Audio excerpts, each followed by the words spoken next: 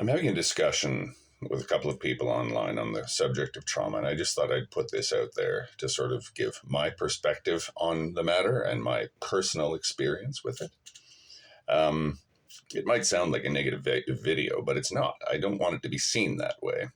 It's just that the subject matter might not be the nicest, right? It deals with things that are life-changing negative events, right? That's trauma, where you're just not the same person anymore, right? So I'm not saying that my life sucks. It doesn't. I have a pretty good life. I'm extremely grateful for it. Like, I cannot possibly explain how grateful I am for it, in spite of my otherwise arrogant demeanor. I know how good I've got it in life. And I'm very grateful for it. But I have certain opinions on suffering, on how it affects our view of life in general, the world in general, our position in it, that kind of thing, and how trauma may or may not affect us, and how it may or may not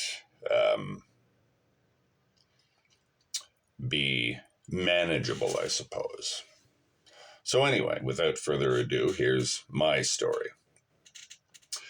My grandfather was, I think you'd call him a log dancer. I think possibly both were. That's common in those days in Canada, that the men worked out in the woods, right? Hard physical forestry, right? And what that is when you cut down the trees, you have to get them to the lumberyard or sawmill from the log camp. So they would put them in the river, they'd flow down river. And to keep them going smoothly, guys would be out there with sharp hooked poles, and they would push the logs and break up the jams and stuff like that and let the logs all flow. These guys were unbelievably dexterous with their feet, but they weren't supermen, right? They could screw up and they'd end up in the water once in a while. It's dangerous work too. Very dangerous. One year, my grandfather, who had 4 daughters, was working. I guess it was cold. What time of year it was, early autumn, late autumn, maybe, in Newfoundland. He fell in the water. He got pneumonia. He had a family to feed, 4 daughters and his wife, and he had to go back to work, or they weren't going to have what they needed throughout the summer, or winter, rather, I mean. He goes back to work. He's incapacitated by a fever. He falls in again, and I guess that was fatal, right? My mother was then sent to an orphanage in St. John's, where she spent, I think, the entire decade of the 1950s or close to it, under conditions that, well, we all know, thanks to the recent series of discoveries or exposés or whatever. And by recent, I guess I mean in the last 30 years, about residential schools. It's the same deal. That's what my mother had to deal with, abuse at the hands of nuns, basically. And of course, that's, the literature says that should have been passed on to me, huge amounts of it, right? Like a lot of what she had to deal with should have been passed on to me and to my brother and my sister, right? Leading us all to think that, okay, we've got our problems as a family, and they can be serious problems, but we should be a lot more screwed up than we really are, right? And, if you want to go back even farther than that, then, the poverty of the people that lived in Newfoundland at that time was so severe that one could argue that was somehow traumatic, that they had to live like that, right? Third world conditions like Somalia, but you're living in a cold climate. Second thing is, when I was an infant, I think it was about 6 months old, but this can be corroborated. I don't have the exact.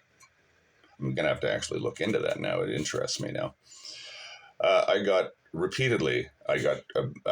the croup, where you get a viral infection, your throat swells up and you can't breathe as a little kid, right? Repeatedly, this happened to me. I was whisked to a hospital. I was like, I couldn't breathe, 6-month-old baby or whatever. Couldn't even scream, although I guess you could hear me screaming. And to replicate the effects of that, and this is graphic, but I'm talking about myself here. To replicate the effects of that, you'd have to take a 6-month-old boy and shove his head in a bucket of water, and just as he's about to pass out, you pull it out again, and then you just put his head back in the bucket of water again, and then you pull it out again, right? That's what happens when you don't know why your breath is being cut off, right? And you're fighting for breath, and you just can't think of anything.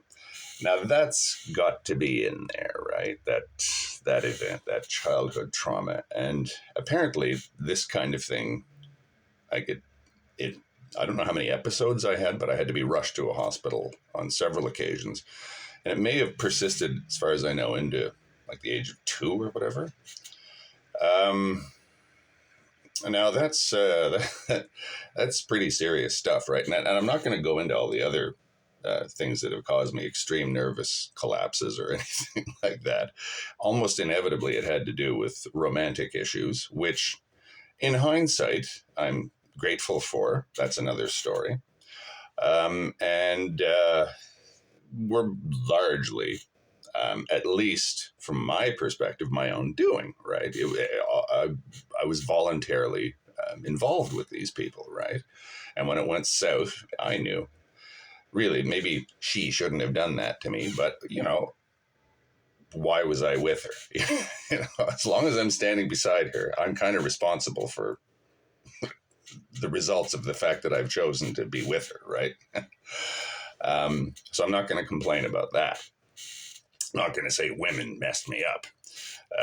If we're to speak about things like being messed up, am I really messed up? It's who gets to decide these things, right? So, okay, I have potential intergenerational trauma because my mother, the way she was treated by life, and I have severe childhood trauma due to a particularly nasty childhood illness, right? Now, make of that what you will. Was I traumatized? Can I now walk around saying I am a trauma victim? And who decides these things? People will say, well, it has to do with the effects that it left on you. Well, who decides what the effects are that it left on me? You do. I do. I decide what effects that my trauma left on me, right? Because some people will say, well, you were traumatized by that, but somebody else might not have been, right? You know what I'm saying? The same event, right? So in any case, I can speak with some authority on this because, my mother woke up. If you startled her in the middle of the night, or not even in the middle of the night, she went to bed early, but if you came into her room to turn the TV off, she would fall asleep watching television. She'd wake up like this, like terrified. And, just general nervous problems caused by this would have been passed on to me. And again, the effects of the illness. That strikes me as a pretty good case to say that I have been traumatized and my character has been shaped by trauma. But I'll tell you this, both of the situations that I'm talking about had to do with my mother. My mother was not the sort of person to feel sorry for herself, ever. And that made her, except for the people close to her, a little bit intolerant of people who were a little bit too quick to sort of say, oh, poor me. She had that kind of, Irish no-nonsense, get on with it, and, almost Victorian sort of, let's get on with this. You can't just sit down and cry.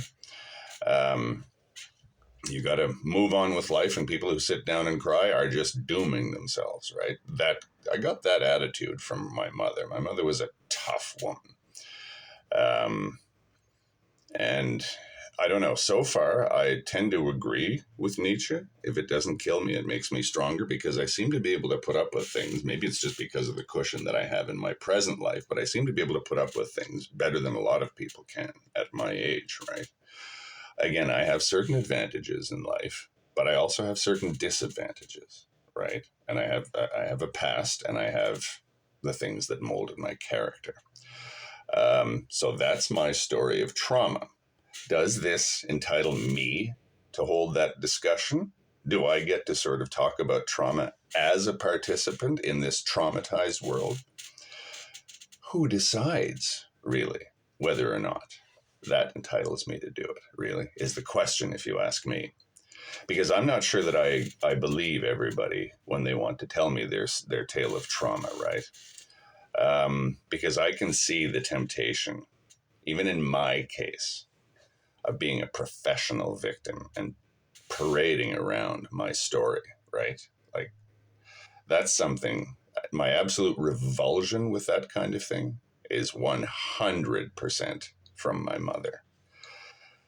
My mother was, I think I inherited from her a deep disgust of people who felt too much pity for themselves, right? And I try and keep that out of myself.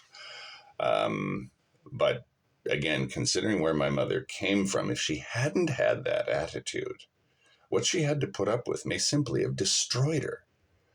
I don't know how else to put this, but statistically speaking, my mother should have been a mess. But in every possible way, she was what you might call a decent woman, right? Like, by the standards of the time. In every possible way, she was a decent woman. And a respectable one, and even had a bit of an obsession with respectability. Why am I not laying in an alley somewhere with several empty sherry bottles laying around me? Because I should be, right? Why am I not?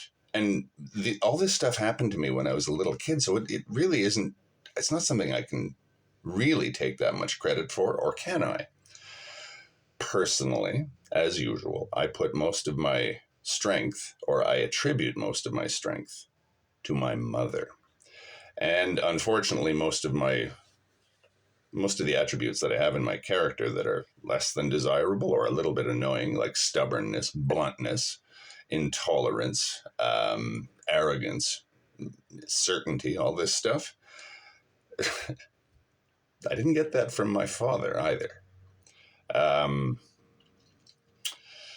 Shouldn't surprise people that Kali is the goddess that I've cottoned on to.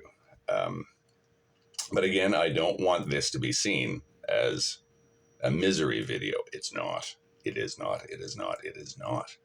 I'm just explaining my share of all the horrible sufferings of this world and my experience with them and why I see suffering in a certain way. The way that I do see suffering can seem offensive to some people, but there's a reason I see it that way. Choose life.